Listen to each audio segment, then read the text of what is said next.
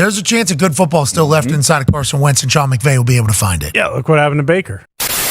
That's it right there. Carson Wentz will be not successful, capital V, very successful.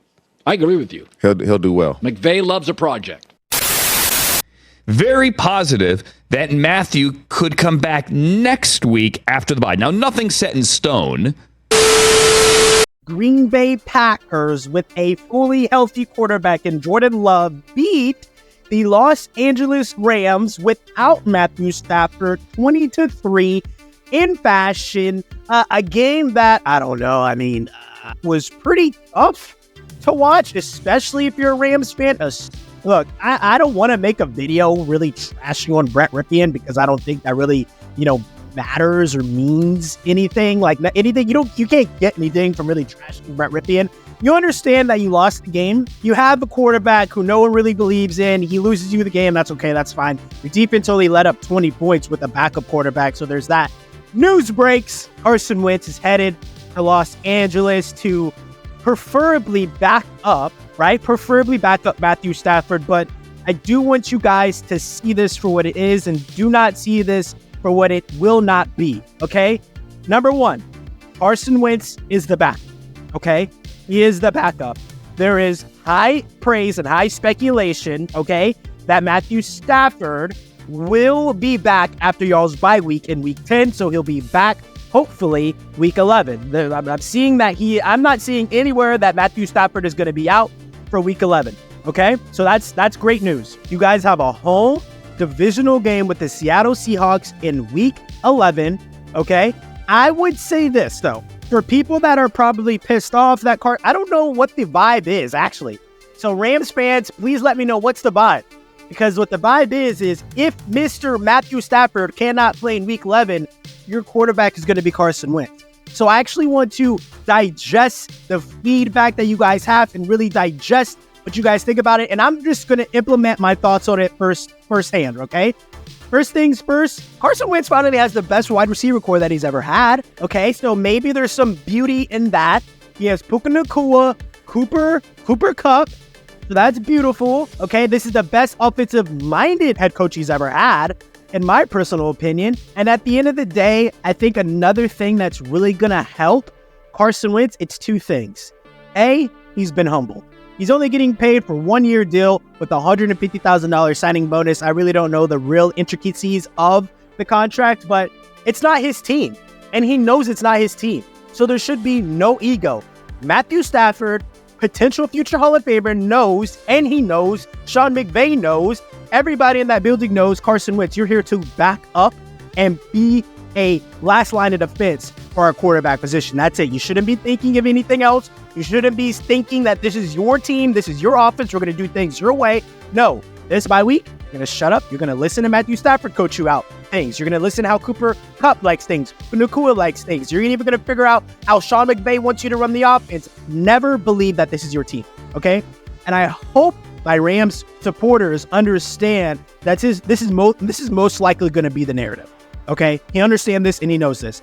Let's get into other players, though. But before we get into other players, I just want to let you guys know that the likes and the comments and the subscriptions really help us out a lot. So if you guys don't mind, go ahead and do that. I think, okay, and hear me out, that the only successful way for Carson Wentz to truly flourish, he's the starting quarterback, is at the helm.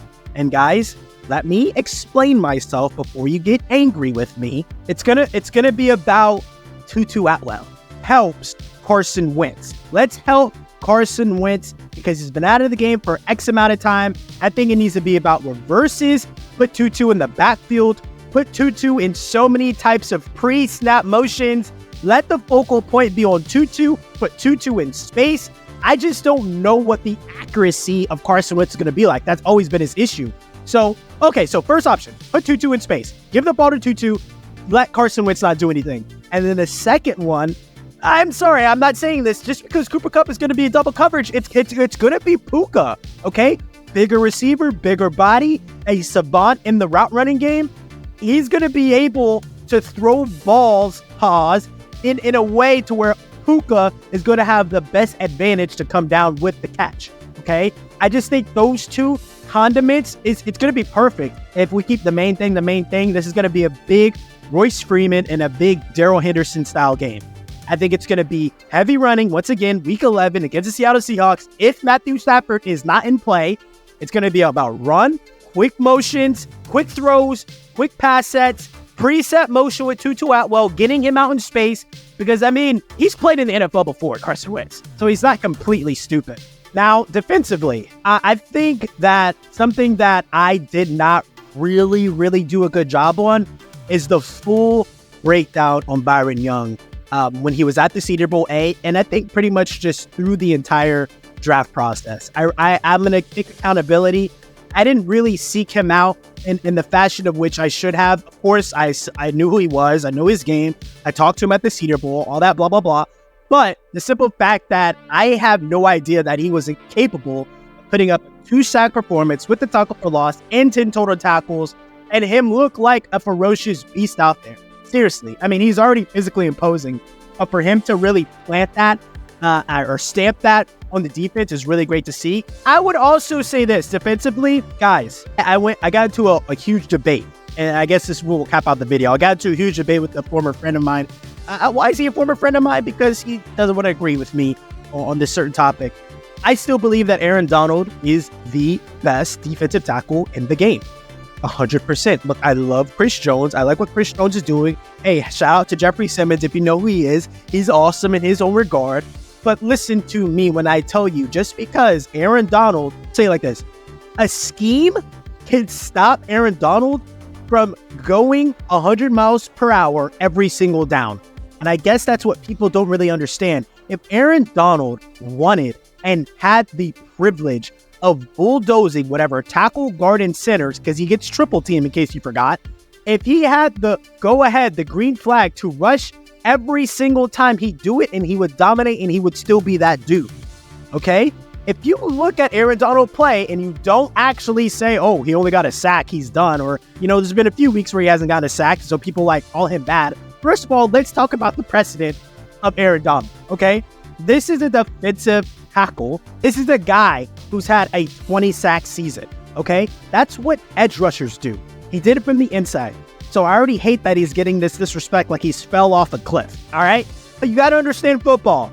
The best thing sometimes to help the team is to not have your ferocious tackle who's getting triple team to just bull rush in. Sometimes he needs to be the decoy. Sometimes he needs to be the decoy in a stunt. And I just have to put this out here because I hate that he's getting the disrespect that he's getting. I still think, hell, he's the best football player in the National Football League. I'm still there.